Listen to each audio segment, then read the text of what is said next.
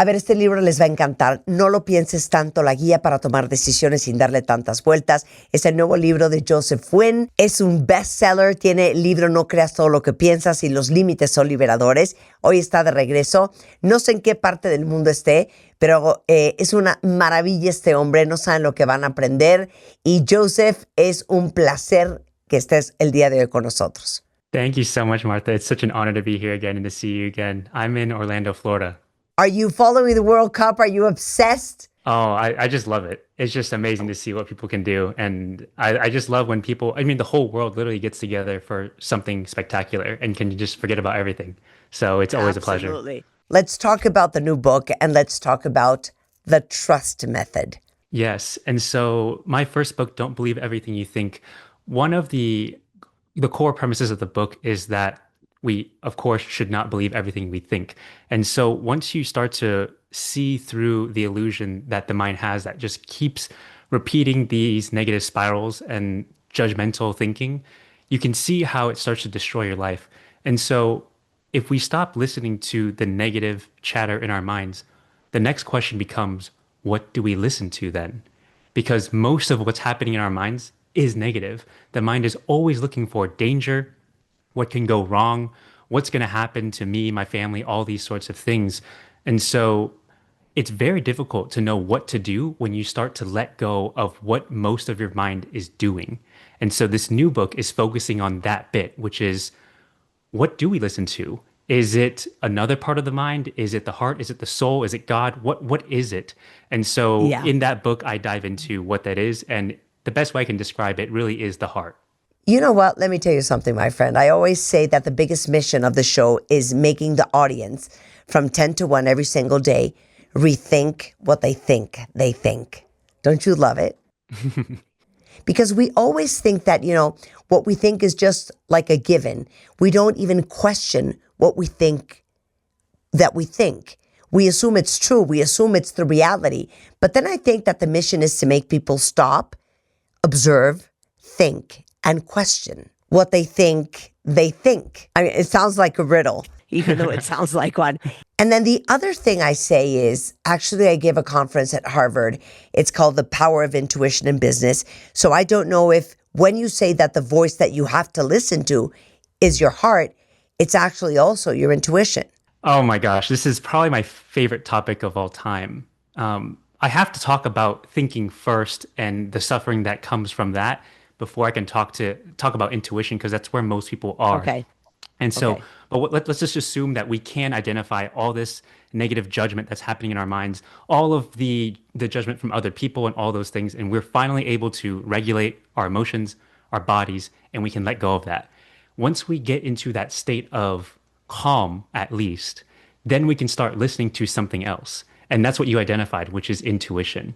And I asked myself, it's really hard to know what to listen to until I looked at some of the best decisions that I've made in my life and in other people's lives. And so when I look at some of those moments, what were those decisions that you made in your life that changed your life for the better forever? For most people, it's things like choosing your partner, choosing to go to school, to leave a partner, to start a new business, to do something big like that, to move to a new place. And when I looked back on what I used to make that decision, I asked myself, was that decision logical? It was almost never logical. Why would I start a business when there's 90% of businesses that fail? Why would I choose to move to a different state or a different country or a different location entirely when I don't speak the language? I don't know what they do. I don't know the culture there. I don't know a single person there. Why would I uproot my life and do that? But then some of those moments became the best ones for my entire life, and that changed everything forever. And so, for example, for me, for writing a book, that made no sense at all. I should not have written a book because I didn't I don't have a PhD in this specific topic, or I don't have an audience. I didn't build up a social media following of 1 million people. No publisher would pick this up. I know that. It wasn't written like all the other books. It was almost about 100 pages, which is half or even less the amount of pages that a normal book is. It should not have worked.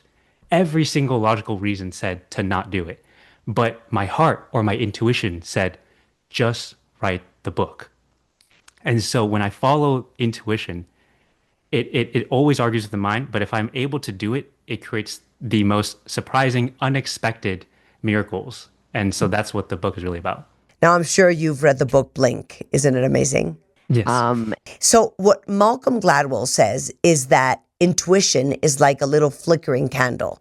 So my question for you is, how do you fortify the muscle of intuition? How do you learn to listen to your intuition? Because there's so much noise on top. There's so much lack of trust in oneself. You tend to listen to everybody's voice but your own. And it's very easy not to recognize when you have that little twitch in your stomach or that little flame in your heart that makes you feel great about something, even though it might not be logical.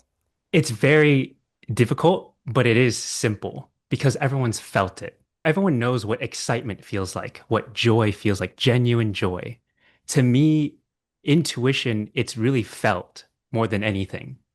Sometimes it'll be audible, but a lot of times, like you said it's that flutter in your stomach, that glow or burning of the heart. Those are signs that it's the body talking to us. And it's important that we don't ignore those things. So just like any training any muscle, it just takes time and intention to do that over time. And what I've noticed for intuition is I ask myself these few questions of the mind will generally steer towards fear. It'll say, what if you fail? What if you're not good enough? What is everyone going to think about you? Everyone's going to say all these things about you. That's all fear-based. In the majority of our life, we are running from fear. But the mind and our reality is created by what we focus on most, not what we want. And so if most of our mental activity is focused on the negative side of things, of fear, it will only perpetuate that. And so it's important to start shifting from fear to love, to expansion, to growth. So the question I ask myself is, when I'm making this decision, which choice feels the most expansive, aligned, and unknown? And we generally do not ask that because it's the opposite of what we usually do. Because people tend to gravitate to what's familiar, what's known, what's comfortable, what feels within your, operational comfort. You know what I'm saying? Mm-hmm. Not necessarily something that is expansive or aligned or known and pushes you to grow and to learn and to become bigger than you already are, because that could be a really scary place. Yeah, and that's the hard part, right? And that's why it typically takes a lot of pain. And then, as you say, everybody tends to succumb to fear. And it takes a lot of courage. I was thinking of an image. It's like when you're standing on a cliff with your friends, playing on who's going to get to jump into the pond first. And you're on the ledge and you're saying, oh my God, oh no, oh no. And then you move back and then everybody starts cheering you on. Come on, jump, you can do it. Well, that's life. If we keep doing what we've always done, we're going to keep getting what we've always gotten. And then we ask ourselves, why do I still feel miserable? Why am I still not at peace? Why is nothing changing? It's because we're not changing. It's also something that has to do on why I'm not so proud of myself. That's also an issue. Because we're not listening to our heart. So the trust method, explain as efficiently as you can. It starts with T, which is to take deep breaths. Regulate the regulate your nervous system. This is important so that you are calm when going through this process. That's how you can hear intuition better. Then R, which is reveal the actual decision. Is it A or is it B? Not what do other people think about me? Will I fail? That's not the decision. It's what is the decision, A or B? Then it is U, which is uncover the fear and its cost. What are you afraid of? And what is it costing you to listen to that fear? Then it's S, which is shift from fear to intuition. And then the last step is T, which is to take the next smallest step you can see. Doesn't have to be big. And that's the whole framework for following your intuition. Joseph, you and I are connected, my friend. I always say this to my audience. Always trust that you have the tools and what is required to manage whatever life throws at you. You always do. Exactly. Now you have the rule of two ways, of two avenues, of two scenarios. The perfect avenue and the wrong avenue. Explain. This comes back to the fear, or like in life, there are really only two decisions. It's fear or love. Mhm. And intuition lives in the land of love. That's why I say that it comes from the heart. And that's why it requires trust, because you are no one else can see what you see. No one else is you. You have gifts and abilities that are meant to be shared with the world. No one else will really understand that other than you and your heart and God. And so for that reason, in order to create something that wasn't there before, you have to listen to your heart. That is what you're here to do. It's if it's being a mother, if it's being a father, if it's creating that business, if it's moving to another place. It doesn't have to be grand actions either. It can be small, little actions. It could be things like if you're in a cafe and you see somebody and you're like, that little part in you, that little part in your heart that says, talk to that person. And you're like, nah, I don't want to do that. But what if that person turns out to be your partner for life? There are things like that that happen all the time that you cannot predict or know ahead of time. The best things in life are unexpected because of that when you follow your heart. That is just a natural occurrence when you follow that feeling of love. And then you have the final question, the biggest and toughest question of all. Do you want to say it? What question is that? You can tell me what it is and I'll see. And I hate that question, actually. I You know, hate that question. I hate that question. The question is, if I wasn't afraid, what would I do? What would I choose? And why is that the most important question? it reveals the truth. A lot of times we're afraid of fear. That's just because that's what we've been trained to believe. But from what I've experienced, fear is just a messenger that says, this is important and this is what you want. On the other side of fear is everything we've been asking for the entire time. The only cost of our dreams is our fears. And so once we have the courage to make that leap, then that is when you have the keys to the kingdom. And a lot of times the fear will say, you have to disappoint some people in your life, some people that you love. It's going to hurt sometimes, but in but this is asking between like your love, your what you love in life, what your dreams are, and everything, and what's going to give you peace, joy, and fulfillment, or staying small and just listening to what everyone else says that your life should be, that what you should do.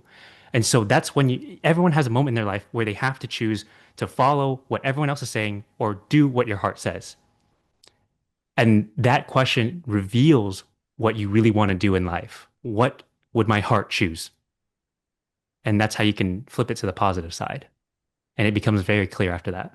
So what I tell my audience is that the only difference between successful people and people, ordinary, if you define success as somebody who is fulfilled in their heart in who they are and what they do, is people who are successful are willing to pay the price and whatever needs to be done sometimes, or almost always, jumping the obstacle of fear to get what lives in their heart. Agree?